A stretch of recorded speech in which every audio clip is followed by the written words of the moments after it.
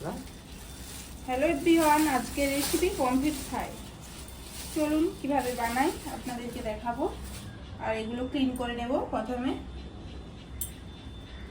এখন আমি আদা, রসুন, কাঁচা লঙ্কা একসাথে পেস্ট করে নেব। এখন পমফ্রেটটাতে স্বাদ মতো লবণ, পরিমাণ মতো হলুদ গুঁড়ো আর আদা, রসুন, কাঁচা লঙ্কার পেস্ট করে নিয়েছি, এটাও দিয়ে দেবো এতে।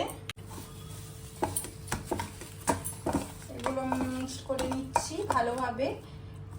পমফ্রেটটা চিড়ে নিয়েছি, এর ভেতরে যেমন ভালোভাবে মশলাগুলো ঢুকে যায় সেইভাবেই ম্যারিনেট করে নিচ্ছি।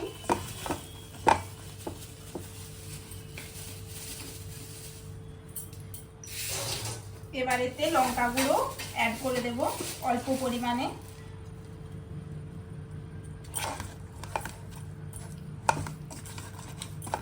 ম্যারিনেট করে নিয়ে এটা আধা ঘন্টার মতো রেখে দেব।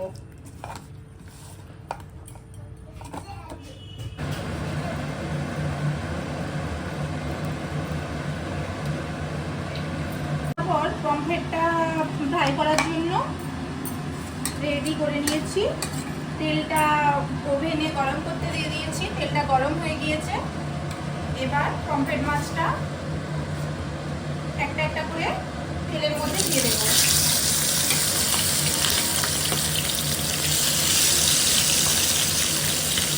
প্রত্যেকটা মাছ খুন্তির সাহায্যে দুধ থেকে এভাবে দিয়ে দেবো।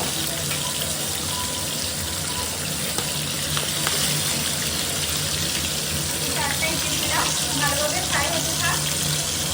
গ্যাসের কম আঁচে দিয়ে দিয়েছি, কারণ কম আঁচে ভালো ফ্রাই হয়।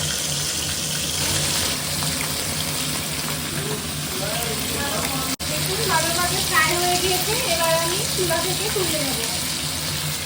ফ্রাই হয়ে গিয়েছে, এক এক করে সব তুলে নিচ্ছি। রেডি হয়ে গেল পমফ্রেট ফ্রাই। কেমন হয়েছে কমেন্টে জানাবেন।